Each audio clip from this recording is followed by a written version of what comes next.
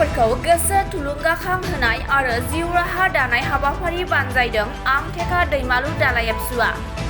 चिरां जिल्ला एबसुनि बेन्दोङाव आरो निसिमा एबसुनि बेन्दोङाव गोग्लैनाय दैमालु एबा आमथेखा दालाइ एबसुआ दिनै आमथेखा गोजौ फरायसालियाव ओनसोलनिनो गोजोन बाजार इभेन्ट आमथेखा इभेन्ट आरो बे फरायसालिनिनो 9 आरो 10 थाखोनि फरायसाफोरखौ लानानै बिसोरनि इयुन आरो जिउ दानायखौ लाना बड'लेण्ड मुलुगसोलोंसालिनिफ्राय लेङाइ बिबुंगोरा सल'मन इस्लारिखौ हांख्रायहरना फरायसाफोरखौ थुलुंगाखां होयो आरो सावरायलायो। खौरां बिजोंनि गेजेरजों सल'मन इस्लारि बे हाबाफारि बानजायनायखौ बाख्नायदों मानोना थुलुंगाखांनायनि गेजेरजों बे ओनसोल गोबां रोंगौथि गोनां फरायसाफोरा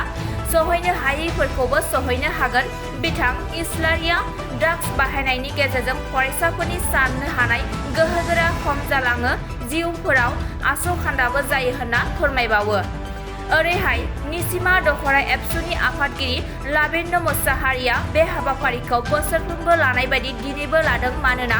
बे हाबाफारिनि गेजेरजों फरायसाफोरा माबा मोनसे गियान मोननो हायो आरो ड्राग्स उन्दै बैसोआव हाबा जानायफोरखौबो गथ'फोरनि बिमा बिफाफोरखौ जोथोन लानो खावलायदों। आङो सानदों जाहैबाय जे जोंनि फरायसाफोरखौ जुदि जोङो मटिभेट खालामनो हायोबा बा एनकारेज जुदि खालामनो हायोबा अब्ला बिसोरो डेफिनेटलि जेन' हमना लादो जेखौ सौहाया होननानै सानो बिसोरो बेफोरखौबो जेन' हमना लादो बिसोरो सौहानो एबा मोनहानो हानायनि बिसोरनाव टेलेन्ट दङ। जेखौ जेन' हमना लादो आं पार्सनेलि जेन' हमना लादो आं मोनसे मोन्दांथि मोनो बा जेन' हमना लादो आंनि जे गोलाव सम सासे फोरोंगिरि हिसाबै थानाय जे आंनि मोनसे एक्सपिरियेन्स बे एक्सपिरियेन्सआ बेखौ बुङो। दा बेनि थाखायनो जोङो जुदि बिसोरखौ मोनसे राइट डाइरेक्सन बा बिसोरखौ जेन' मोनसे ट्रेकआव जुदि जोङो लांनो हायोब्ला अब्ला डेफिनेटलि जेन' हमना लादो जोंनि बे ओनसोलनिफ्रायबो जेन' हमना लादो जे बिसोरो सासे गोरों गोरा एबा जेन' सोलोंथायारि बिथिङाव जेन' गावखौ साखाफारा खालामनानै बिसोरो फैनो हागोन। आं बेखौ जेन' हमना लादो बे मटिभेसन प्रग्रामफोरखौ जुदि जोङो लायोब्ला जों डेफिनेटलि बेखौ जोङो मावनो हागोन होननानै आङो सानो आरो आङो आसा खालामदों जे खाथि इयुनाव जे जोंनि नैबे ओनसोलनिफ्रायनो हयथ' जोंनि फरायसाफ्रा सासे गिदिर मानसि जानो हानायनि मोनसे सिमां जे बिसोरो नुगोन आंनि बेखौ मोनसे जेन' हमना लादो आसा लाखिनाय दङ। जेन' हमना लादो आङो बिथांखि एबा जेन' हमना लादो नुथाय मोनसे नुहुरदों जे जोंनि गथ'फ्रा जे कम्पिटिटिभ एग्जाम्स बेफोरखौ जेन' हमना लादो क्रेक खालामनो बिसोरो डेफिनेटलि हागोन। सिभिल सार्भिसेसनि दिगाव बिसोरो जेन' हमना लादो जे गावखौ साखाफारा खालामनानै सिभिल सार्भिसेसफोरनि एग्जाम्सफोरखौ UPSCयानो जा APSCयानो जा बा गुबुन जिखुनु जा कम्पिटिटिभ एग्जाम्सफ्रानो जा बेफोरखौ बिसोरो क्रेक खालामनो हायो एबा बिसोरो हागोन आंहा मोनसे फोथायनाय दङ। बिनि थाखायनो आङो जेन' हमना लादो जोंनि बे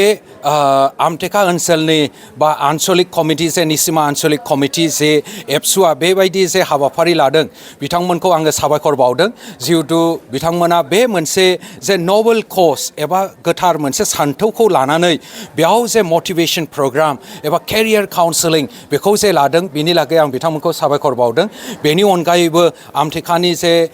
दखरा दुलाराय बर' फरायसा आफाद बिथांमोना बेखौ मावफुंदों बिनि लागै बिथांमोननिसिमबो आंनि साबायखर बावदों एबा आंखौ लिंहरनानै बिथांमोना जे बिनि मोनसे पार्ट खालामबाय बिनि लागै आं बिथांमोनखौ साबायखर बावदों। आसा खालामदों एटलिस्ट जे बे 200सो फरायसानि गेजेराव हयथ'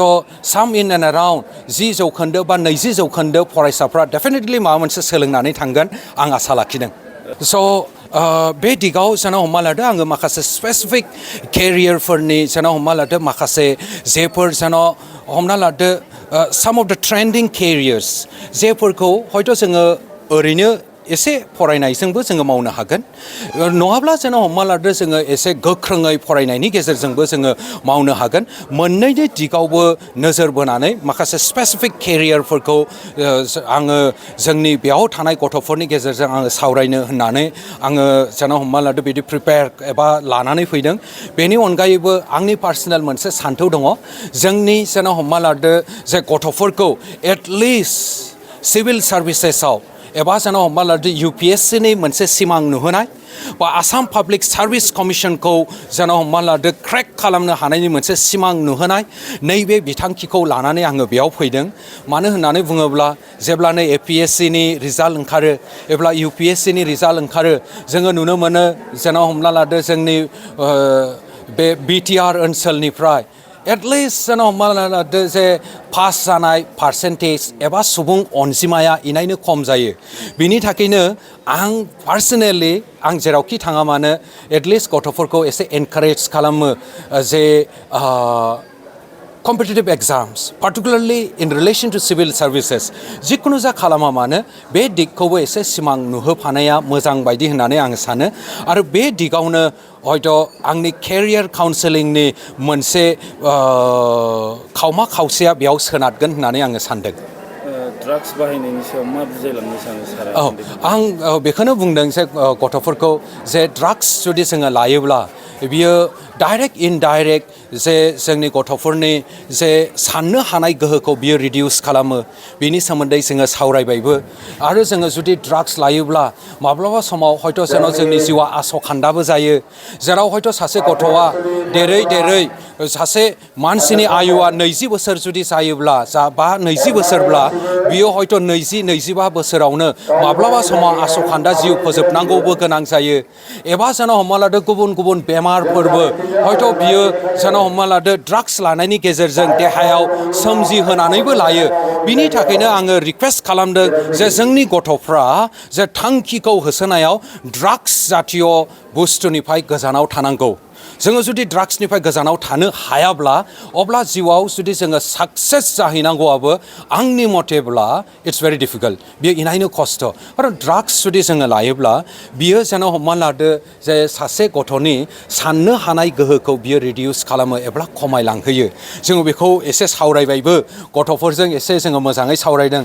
हयथ' आङो मोन्दांथि मोनदों हयथ' जोंनि बेयावनि गथ'फ्रा लासै लासै गोबां हयथ' बर' समाजारि जेफोर आफादफोरनि केम्पेनिंनि गेजेरजों एसे हयथ' रिडिउस जाबायबो जानांगौ जे ड्राग्स लानाय एबा जेन' प्रसासननि माखासे गोख्रों नाजानायनि गेजेरजों रिडिउस जाबायबो जानांगौ खिन्थु माखासे समाव हयथ' एसे बांसिनै गोसारनायखौ जोङो नुनो मोन्दोंमोन आं जेब्ला सोंदों बांसिन गथ'फ्रानो हयथ' बुंदों जे जोङो बिदि खालामा होननानै बियो हयथ' मोनसे पजिटिभ साइन होननानै आङो साननानै लादों आरो बिनि सायाव हयथ' जोंहा मावबावनांगौ दङ जिहेथु ड्राग्स लानानै बा ड्राग्स जानानै फेग्लुंनानै थानानै गावनि जिउनि बिथांखिखौ जेन' आलाय आथानि खालामनाय जोंनि बर' गथ'फोर गोबाङैनो दङ जाहाथे बेबायदि जाया मोनसे थांखि जोङो बिसोरनाव सेट खालामनानै होनो हायो ड्राग्सनिफ्राय गोजानाव दोननानै बिनि सायाव हयथ' जोंनि बर' समाजारि गौथुमफोरनि मावनांगौ दं आरोबाव होननानै आङो साननानै लादों। जोङो निसिमा दख'रा दुलाराय बर' फरायसा आफादनि सिङाव थानाय दैमालु दालाय आफादनि सिङाव मोनसे हाबाफारि लादों बे हाबाफारियानो जाहैबाय फरायसाफोरनि गोसो थुलुंगा होनाय आरो जिउ राहा लामा दानाय नैबेखौ लानानै जोङो बोसोरे बोसोरे जोङो बेखौ खुंबोबाय थादों आरो दिनैहाय जोङो जागायबाय जोंनि निसिमानि सिङावहाय आरो बेखौ लानानै जोङो जोंनि फरायसाफोरखौ मोनथाम दैमालु दालाय आफादनि सिङाव थानाय मोनथाम गोजौ फरायसालिनि क्लास 9 आरो 10 गथ'फोरखौ लानानैहाय जोङो बे हाबाफारिखौ लानाय जादों मानो होनोब्ला जोङो मिथिगौ बेबायदि हाबाफारिखौ लायोब्ला गोबां गथ'फ्रा मोनसे नङा मोनसे माबा मोनसे माने जिउआवहाय मिथिनो हायो बुजिनो हायो आरो बेजोंनो बिथांमोना गोसोआव लानानै माबा मोनसे जिउआवहाय भबिष्यतनावहाय जाफुंसार जानो हायो बेनिखायनो जों बे हाबाफारिखौ लादों आरो जों खावलायनो लुबैयो गासैबो जोंनि सिङाव आरो फैबाय थानाय समावहाय जोङो ओरैबायदि सानदों जोंनि जेसेबांनाखि बे निसिमानि सिङाव थानाय जेसेबांनाखि दालाय आफाद दङ बिनि सिङाव जेसेबांनाखि गोजौ फरायसालि दङ जों बेखौहाय समजों लोगोसे पर्यायक्रमै जों लालांबाय थागोन आरो जोङो खावलायो आरो जोंनि बे निसिमानि सिङाव थानाय जेसेबांनाखि हाइ स्कुल नैबे हाइ स्कुलाव गोबां जोङो बेन्सार स्कुल आरो दिनैबो बेबायदिनो जोंनि दैमालु दुलाराय बर' फरायसानि सिङाव थानाय आमथिखा गोजौ फरायसालियाव जोंनि बे हाबाफारिखौ लादों बेनिखायनो जोङो गोबां गथ'फ्राबो बाहागो लादों आरो जोङो आलासि महरैहाय बड'लेण्ड इउनिभारसिटिनि सासे एसिस्टेन्ट प्रफेसर पलिटिकेल डिपार्टमेन्टनि सार सल'मन इस्लारि बिथांखौ जों लिंहरनाय जादों बिथांनि दारैनो जोङो दिनैनि बे हाबाफारिखौ लादों आरो जागासिनो दं जोङो आसा थिदों फैबाय थानाय समाव जों बेबायदिनो लालांबाय थागोन बे हाबाफारिखौ आरो जोङो भबिष्यतनावहाय गथ'फोरखौ बेखौ लानानैनो जोङो थुलुंगा होलांनो थानांगोन आरो जोंनि बर' फरायसा आफादनि हाबाफारियानो बेनो मेन आरो बेनिखायनो जों बे हाबाफारिखौ लानाय जादों आरो जोङो बेखौनो खावलायनो लुबैदों जोंनि एरियायावबो गोबां दा आथिखालावहाय सोलिबाय थादों ड्राग्स आरो चाइल्ड मेरिज बेबायदिनो जों बेखायनो जोङो फरायसाफोरनि गार्जेनफोरखौ जों बेखौनो खावलायनो लुबैदों जाहाथे न'खरफोरावहाय बयबो माने गाव गावनि फिसाफोरखौ जोथोन लायो आरो